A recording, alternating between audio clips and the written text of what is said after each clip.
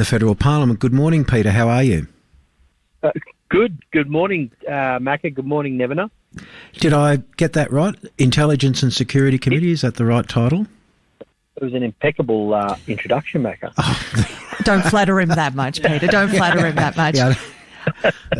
Peter, obviously it's an incredibly concerning time, not only in Australia but around the world. And ASIO has just issued an alert for signs of violence in neo-Nazi and also Islamic extremist circles in response to the horrors that are rolling out in Gaza. What does that mean from a security perspective?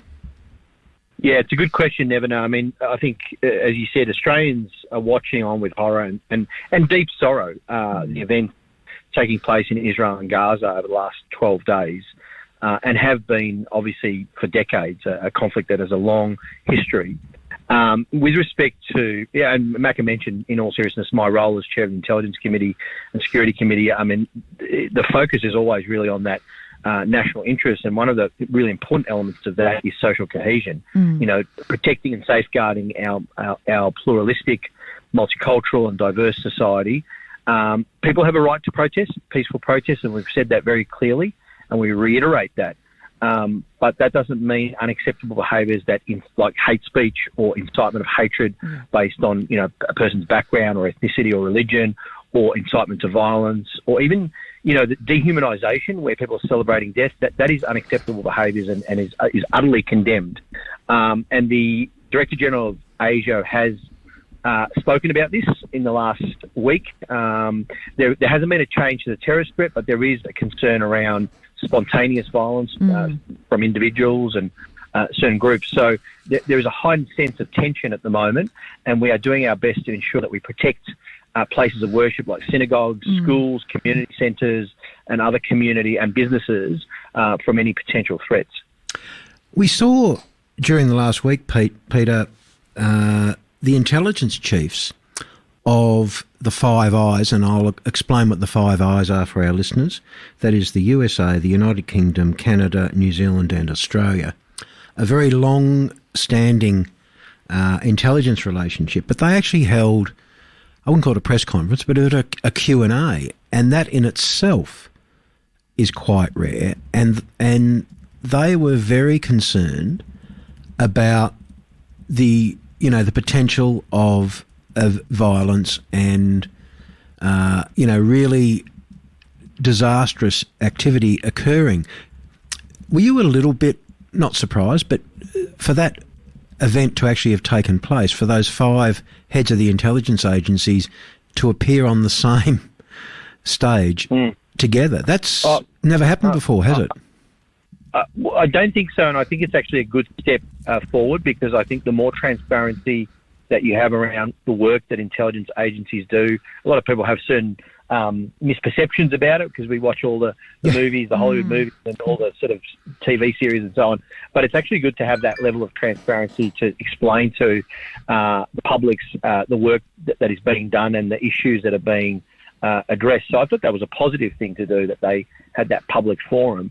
And there is a concern, as I said earlier, there is a concern because, frankly, it is in these very terrible moments, these dire moments, these difficult moments, when we really have to redouble our efforts to safeguard that sense of social cohesion that we value, and we shouldn't take it for granted. We need to safeguard that, but also, really understand that there should be no indifference to human suffering wherever it occurs. And I think that's a really important point. It's hard to do that when there's such a polarised debate or a conflict and people get very emotional. And so it's really hard to always grasp onto that shared humanity, but I think it's more important than ever to do it at this particular moment.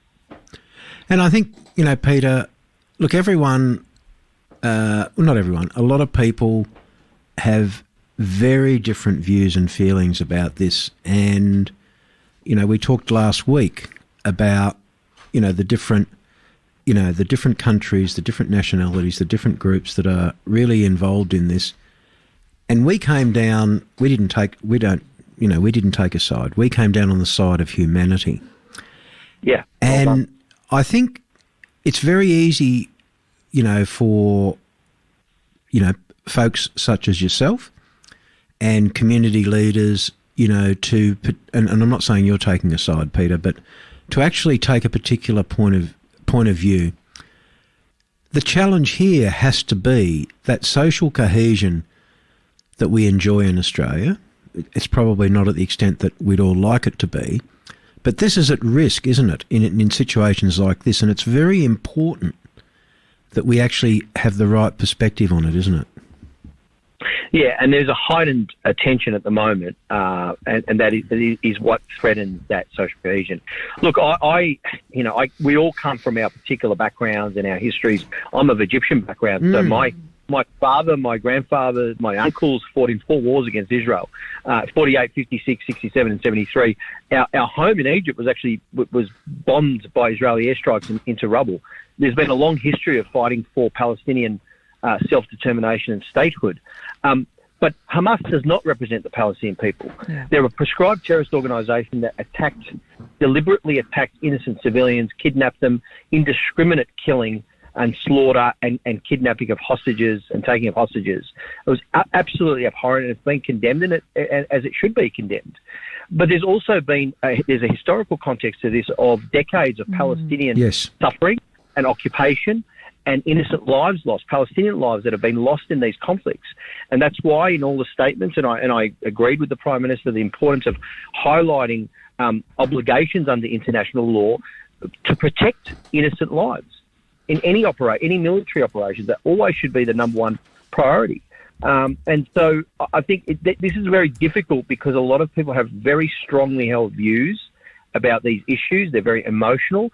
I back in people's right to peacefully protest and to express their views and their opinions freely, but that's different than the kind of behaviours, the discriminatory behaviours that we're all too familiar with when we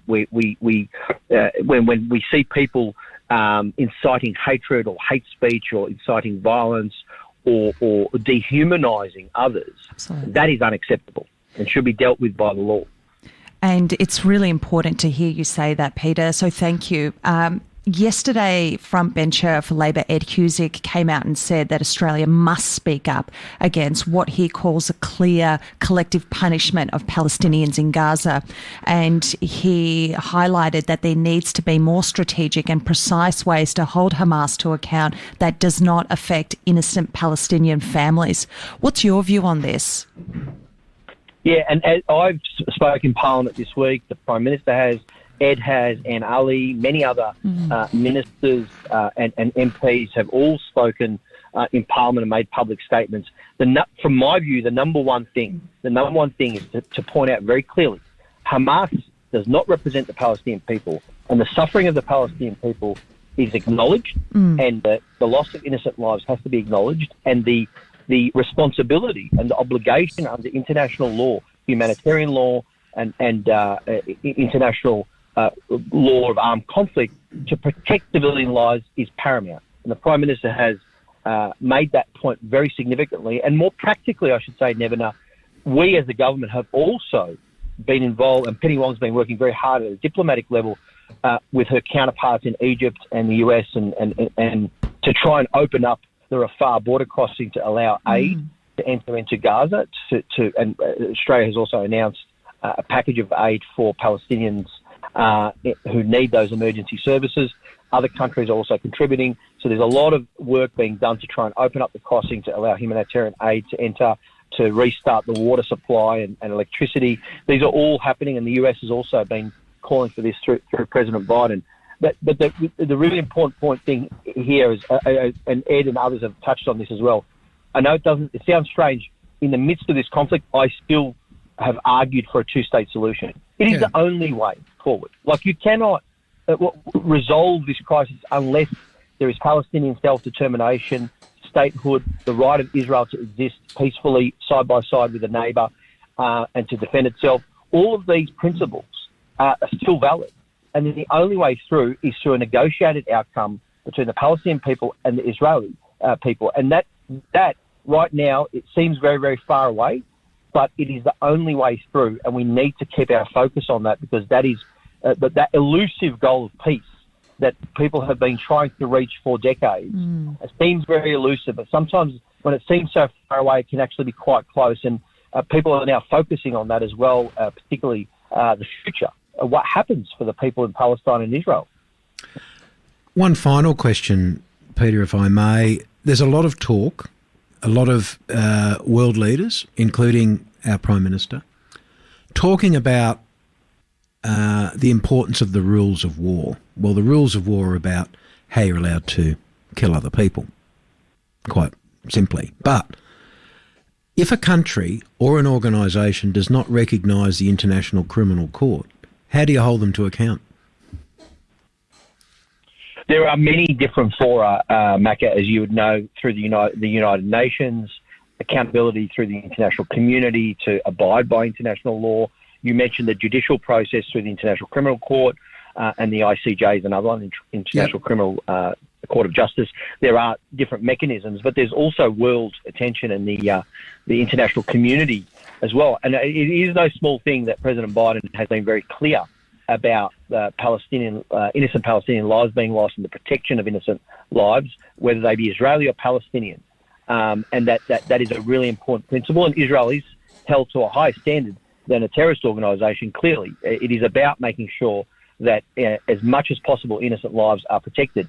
This is going to be it's going to be a very difficult couple of weeks because the military operations that are entering into Gaza, or I'm not sure if the ground offensive has started as of this morning, that is going to be very, very difficult. And there are a lot of Palestinian lives that have already been lost, Israeli lives that have already been lost in the indiscriminate killings and slaughter by the terrorist organisation.